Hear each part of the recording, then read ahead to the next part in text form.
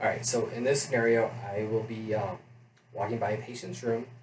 Um, this patient is using oxygen. They're on the oxygen tank, knee tank. So uh, as I walk by, I hear kind of like a windy noise, like going through a tight space. So it'll be the oxygen tank leaking. I don't know this at the moment. So what I'm going to do is I'll approach the patient's room, I'll knock, kind of introduce myself, um, explain to him that am going to check on his cylinder and his tubing just to make sure everything's working properly. So, for instance, this will be the noise I'm hearing.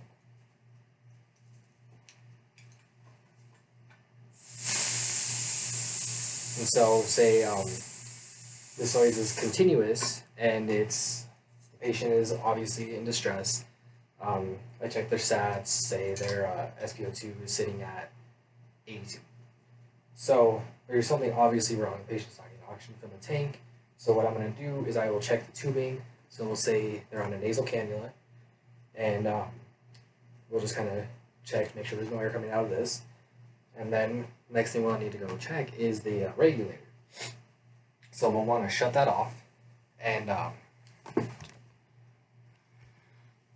as soon as we shut it off, we'll if there's no pressure in there, we'll definitely check the gauge to make sure there's some kind of pressure. But even if I turn it on, it was reading 0. There's no pressure being regulated. So what I want to do is remove this, make sure there definitely isn't anything in there, and we want to check the regulator.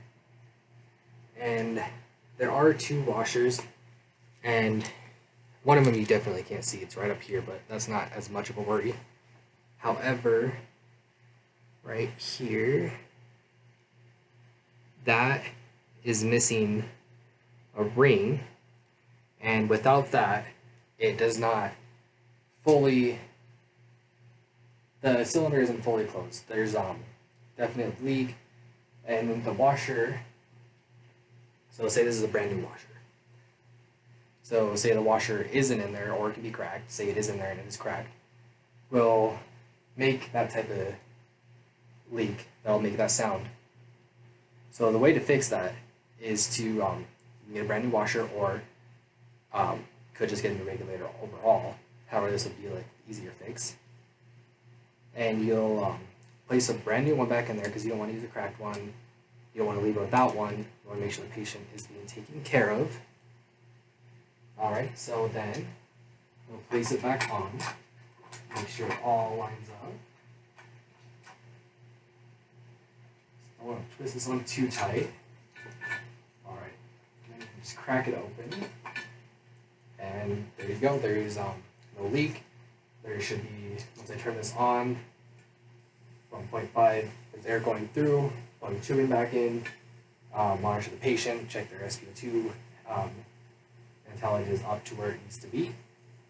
And that is the simplest way to troubleshoot that issue.